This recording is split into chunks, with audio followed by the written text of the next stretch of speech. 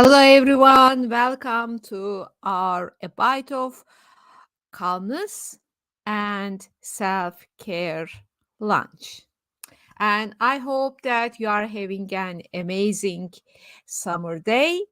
And today we have a very unique topic, uh, and it is about exploring the untapped power in business, namely gratitude. And if you remember, just last week we talked about what is gratitude and how we can practice gratitude in our daily lives. And this week we will talk about how we can practice gratitude at workplace with our colleagues, teams, at the workplace. So, welcome again to this session, and I hope that you will enjoy this journey. And let me share my screen while you are seeing. Let's find out which one is the best for you.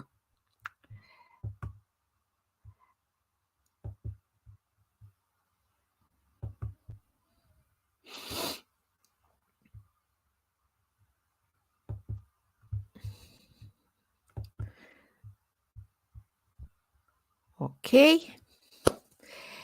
So, and let me shortly remind what a bite of calmness and self care are lunches are for. Actually, the whole idea is to provide a safe and insightful sanctuary for leaders, especially for female executives and founders who are juggling between many tasks and responsibilities during the day and almost have no time for self-care, and at the end of the day they mostly feel stressed, tired, exhausted, and this doesn't have to be this way. Since we share some collective me time, and we explore also how to have me time and micro moments for ourselves. We explore scientific studies, some insightful shares, and as always, we also have some practices so that we go beyond just talk and knowledge exchange. So there is always practice in our sessions.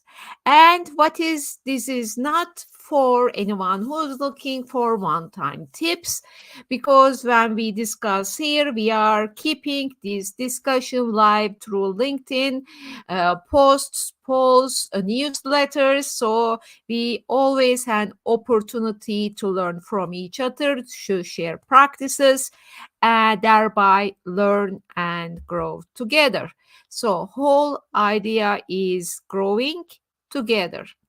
And maybe you don't know me. I think mostly many of you know me, but very shortly again, I'm Ayse, a 3 award winning leadership and well-being coach with 15 years of experience and 30,000 hours of research in the field. And what I have learned through all these experience is that effective and impactful leadership lies in the harmony of strategic mind with the emotional mind, or emotional intelligence, you may call.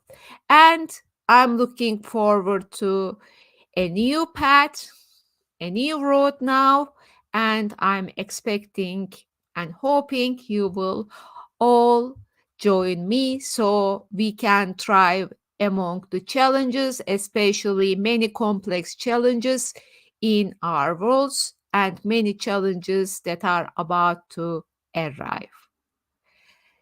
And being said so, let's dive today's topic. What gratitude is? Gratitude practice in business, practical steps to boost gratitude, and let's practice together.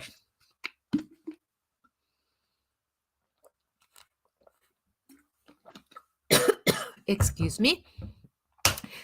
And yes, practicing gratitude can significantly boost happiness and well being.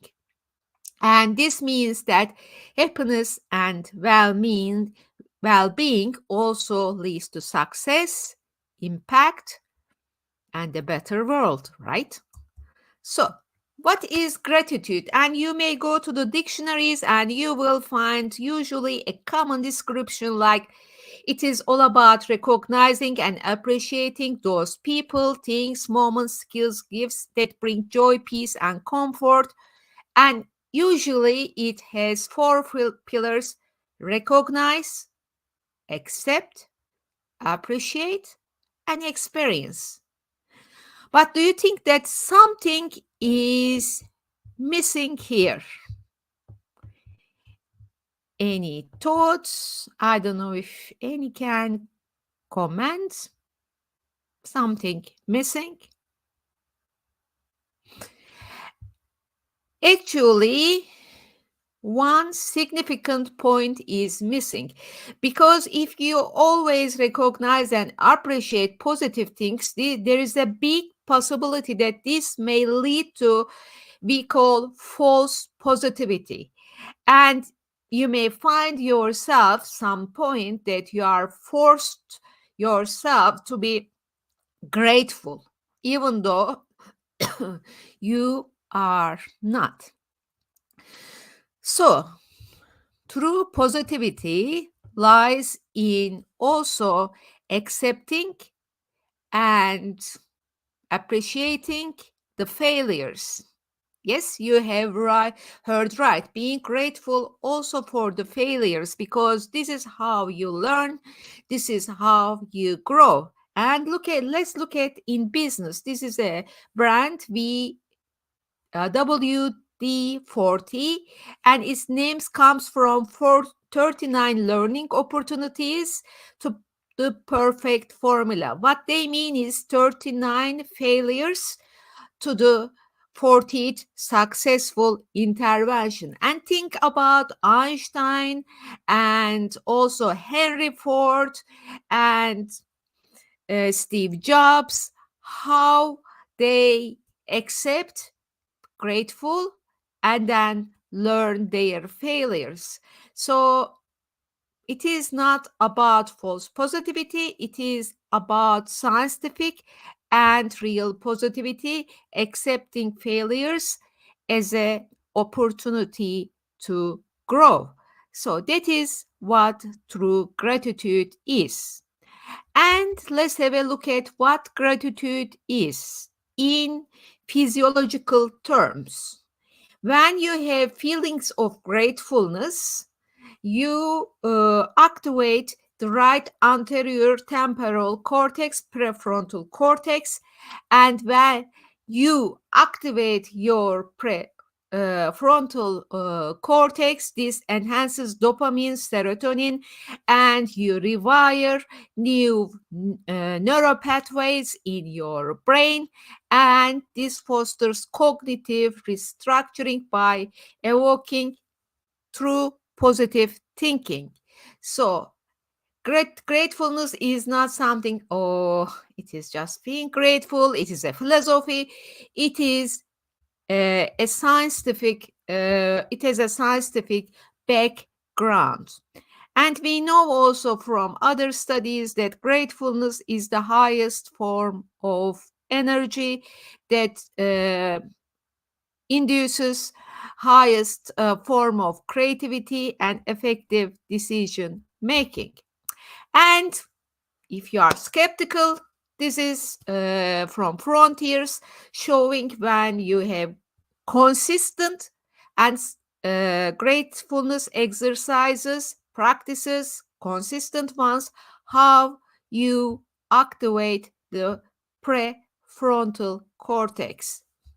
Okay, this is MRI, if you are wondering. And now let's move to the gratitude at workplace. And gratitude, yes, leads to higher job satisfaction and stronger team cohesion.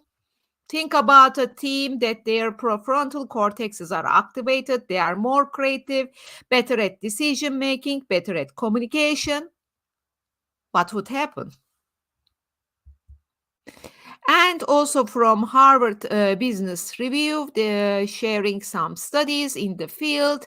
Managers who remember to say thank you to people who work for them, and then employees feel motivated to work harder. But I would like to again open a bracket, not saying thank you for your great work. Even they fail, your team member fail, the key is saying thank you for your effort. How we can do it better. So this is appreciating success, appreciating failure. Actually, we call challenge. And another study showing gratitude work at work, its impact among healthcare workers. So this is science. And there are companies applying it like Procter and Gamble, mindful attitudes at work. It is not a seminar, it's not a workshop, it is actually a training where gratitude is embedded. And why companies are focusing on gratitude practices? Because there are many studies, but one study from McKinsey and Company shows that relationship with management is a critical factor. And how do they feel about their manager? How do they feel about their leader? And this all determines job satisfaction. This determines entire personal relations. So feeling appreciated, feeling supported, even they do mistakes, is a huge contributor at job satisfaction. And if we think that there are high return at employees and some challenges at recruiting new young talent, we can see that how creating a culture, including gratitude practices, is important. And let's move to the challenge. It is not so easy because, as highlighted in the Forbes, gratitude, like all emotions, is a muscle. The more we practice, it stronger gets. Just think about you go to the gym and you start to practice some body weight exercise to have some muscles, and your muscles will get bigger and bigger by the time if you consistently practice it. If you do 1 week and then skip it next week, or if you do once in 1 week and then skip it, it will not work. So it's a little bit different when it comes to emotions. For emotions, it is about rewiring and creating new neural pathways in your brain. So you need to actively practice every day. And this is about consistency, and this is about activating your right brain.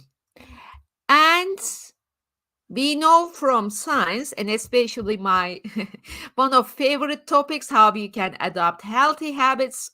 I have been working in this field also over the last 30 years, my PhD project and my several international projects about how to adapt habits. We know from the science that it takes at least 2 to 3 months. This is optimistic. It's usually 6 months, but we see the first outcomes and consistency after 2 to 3 months. And this means that you need reinforcement. And because relapse is so high, you need an accountability partner and you need reminders. And why I'm showing this lovely gentleman, if you don't know, that is Marshall Goldsmith, one of my ideal gurus. And I had the chance to meet with him in a conference.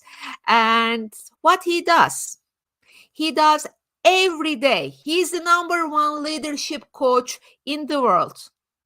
This you can go and check if you don't know him, but Marshall Goldsmith is the number one leadership coach for CEOs and executives. You can check if you want. And what does he do? He shares this practice on every talk.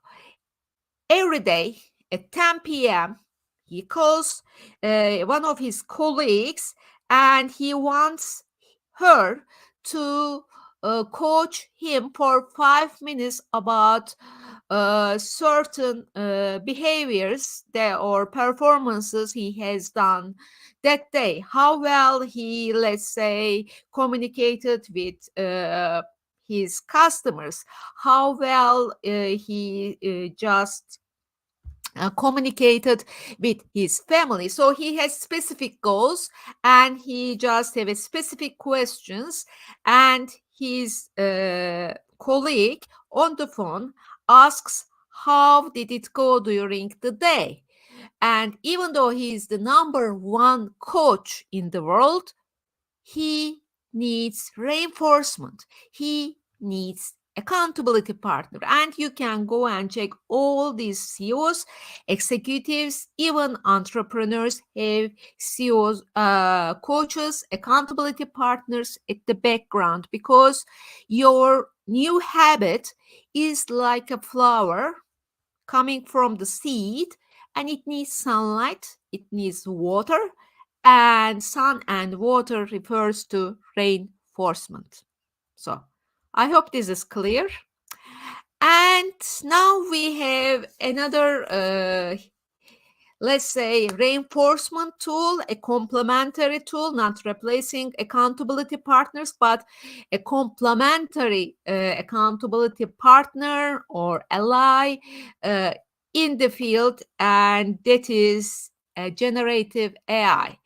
And generative AI actually is great complementary tool for accelerated success and well-being. And we have a deep dive, let's say, what is generative AI and how it can help you to have well-being practices in our programs like the Pathway to Future Leadership and AI Accelerated Success and Well-being. And we are seeing many improvements, positive testimonials, and I will share, for example, in your business, how you can use, for example, generative AI as a complementary tool or as an co-ally to practice gratitude. And let's remember, but before that, before using any logical analytic tool, we need 3 steps. We need to take our brain, which left brain, which is 90% active during the day, that is logical analytic. We need to activate the passive one, and that is emotional brain, right brain. So that is why we are doing now PCR. So let's stop at the moment, pause, and then let's take a deep breath in. Let's take a deep breath out. Let's take a deep breath in. Let's take a deep breath out.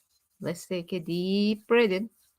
Let's take a deep breath out. And let's feel that all the calmness is flowing to us. Let's feel all the calmness is flowing to us. Let's feel all the calmness is flowing to us. Let's feel all the calmness is flowing to us. Take a deep breath in. Take a deep breath out. And now we will move how we can use AI, generative AI, for team gratitude practice. How you can use generative AI as a ally to practice your gratitude for your teams. And this is Lead with Grace. It is in beta testing. And this is the GPT that I actually developed. And let's go to Lead with Grace.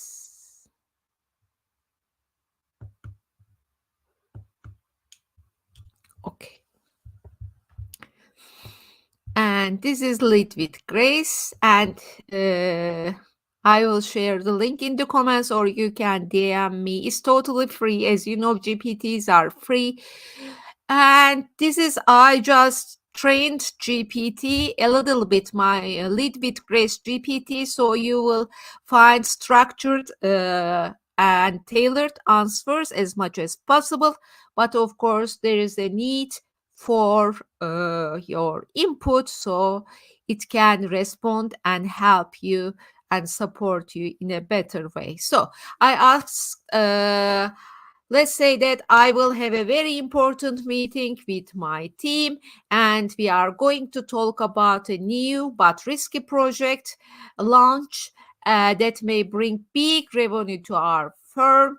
How may the gratitude exercise can help in this meeting? What kind of gratitude exercise I can help?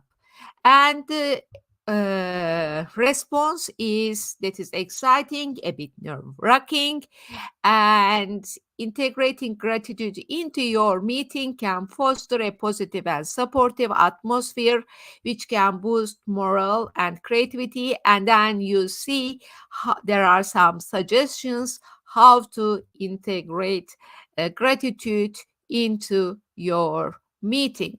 And if you want to explore or any of these steps, or if you would like to have a short script of what you say, how you say, or any exercises, Lead with Grace will support you on that.